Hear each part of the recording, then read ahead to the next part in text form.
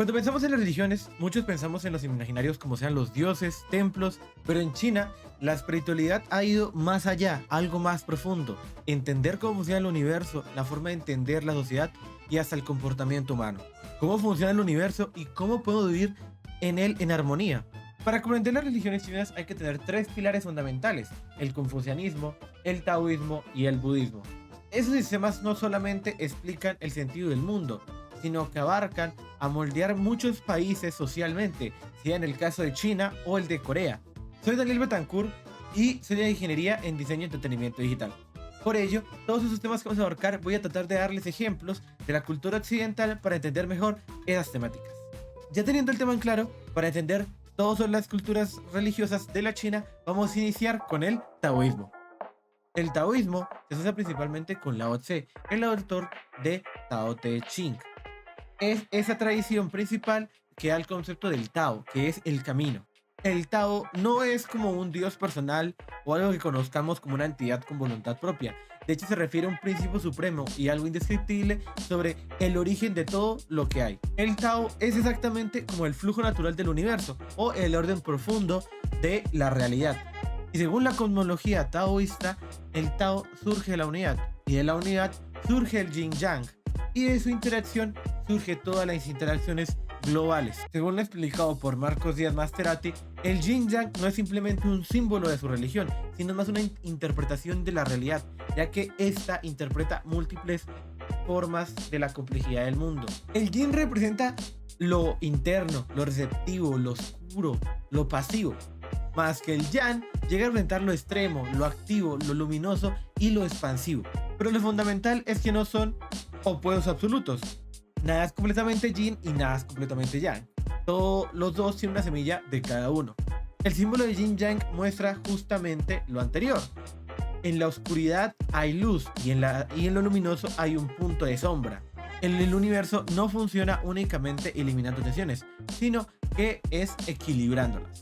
Pues como un ejemplo, es que la noche se transforma en el día. El invierno pasa a ser verano y la debilidad suele convertirse en fuerza. El Yin Yang es la base filosófica que influye tanto en el pensamiento taoísta como en la medicina tradicional de la China y en la forma de cómo ellos entienden la naturaleza y su orden social. Un claro ejemplo de esto es Kung Fu Panda. En la película, Po intenta imitar ese entrenamiento rígido y fuerte que tienen ya los entrenadores del Kung Fu. Sin embargo, no se adapta a su verdadero poder. No surge cuando intenta ser completamente un Yang, fuerte y perfecto, sino es más cuando se integra con su propia naturaleza flexible y algo torpe. Es decir, que cuando encuentra ese equilibrio entre la disciplina y como la espontaneidad, la película nos va mostrando cómo la fuerza extrema sin balance va a llevar al fracaso, mientras que esa armonía entre estos dos polos opuestos va a permitir el verdadero crecimiento en su entrenamiento. El confucianismo no es una religión entendida desde el sentido occidental, llega a ser más una filosofía sobre la ética y la política. Mientras el taoísmo se concibe o se sienta en la armonía con el universo o el cosmos, el confucianismo llega a ser con la armonía social. Su preocupación principal no es el más allá, llega a ser más el hoy y el ahora. Confucio enseñaba la estabilidad del Estado como dependiente de la moral de las personas, ya que cada individuo cumplía con un rol y si este era cumplido a cabalidad, la sociedad podía funcionar en equilibrio. Entre sus valores principales estaba el respeto a la jerarquía o a la piedra filial, o sea, el respeto a padres, abuelos, etc. La educación como formación moral y el deber y la responsabilidad social. El confucianismo fue clave para poder estructurar lo que es la cultura hoy en día en China como en Corea, moldeando los sistemas culturales, educativas, políticos y las relaciones familiares. Esa es una ética del orden y la responsabilidad.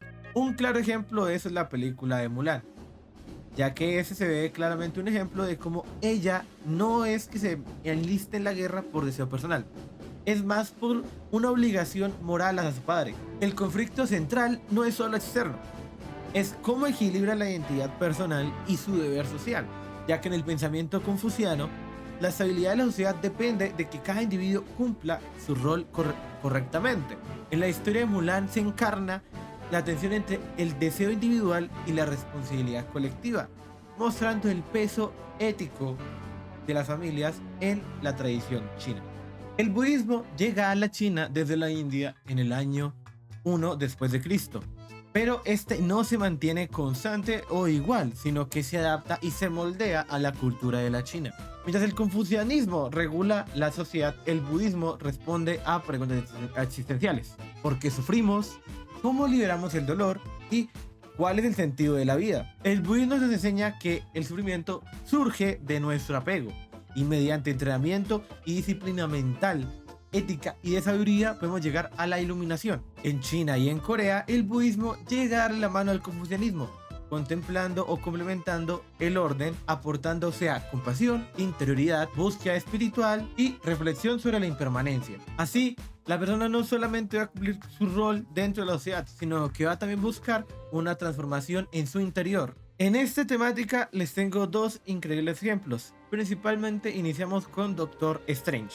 El protagonismo no solamente comienza en su verdadero aprendizaje cuando deja de aferrarse a su orgullo y su ego, sino que también acepta cambiar su forma de entender la realidad y llega a una iluminación que no es enfocarse en la fuerza, sino en el desapego.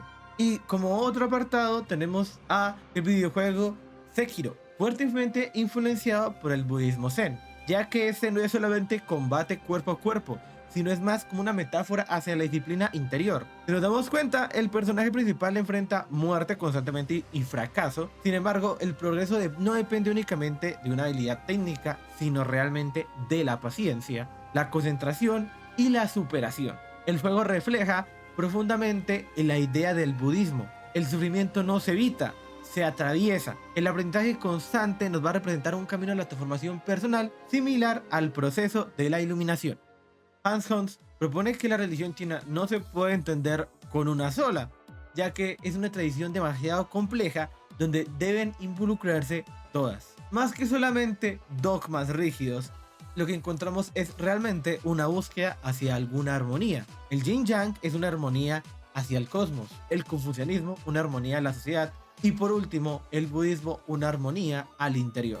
Se destaca que estas tradiciones comparten valores universales, sea como el respeto, equilibrio, compasión y responsabilidad. Ellas no buscan imponer una realidad absoluta, más bien buscan una convivencia y una estabilidad. Un concepto transversal en las religiones chinas, como nos hemos dado cuenta, es el concepto de la armonía o en su idioma, Hong. La armonía no significa la ausencia de las diferencias, sino el equilibrio de ellas. El universo funciona mediante las acciones complementarias, sea como el yin y el yang. La sociedad funciona cuando existen el orden y el respeto, y las personas encuentran la paz cuando equilibran sus deseos. Así que la armonía no es pasividad, es ajuste constante. Es comprender que el conflicto no se elimina, se regula. Eso nos enseña que el conflicto no debe combatirse violentamente, sino equilibrarse. Un gran ejemplo de esto es la película Moana. El aparente antagonista es Teka, no es derrotado mediante fuerza, es mediante cuando Moana comprende que Teka es en realidad Te Fiti desequilibrada. El problema no era la existencia del fuego o la oscuridad, sino la pérdida de esta armonía. La solución no fue destruir, sino restaurar. Esta idea refleja profundamente la ideología de la visión china. El caos no es siempre algo extremo que se debe combatir, sino es un desajuste que se necesita reequilibrar. Las religiones chinas no se centran en la celebración individual como es algunas religiones del occidente, se centran más en el equilibrio. Equilibrio entre los opuestos, equilibrio entre familias, equilibrio entre la sociedad y equilibrio en el interior. El Yin Yang nos enseña que la realidad es dinámica, cambiante. El confucianismo nos enseña la responsabilidad social que tenemos dentro del Estado. Y el budismo nos enseña la compasión y el autoconocimiento en nosotros mismos. Y tal vez esta es una enseñanza más profunda de lo que se ve a simple vista. La vida no se trata de solamente eliminar aquellas tensiones, sino más bien de aprender a armonizarlas.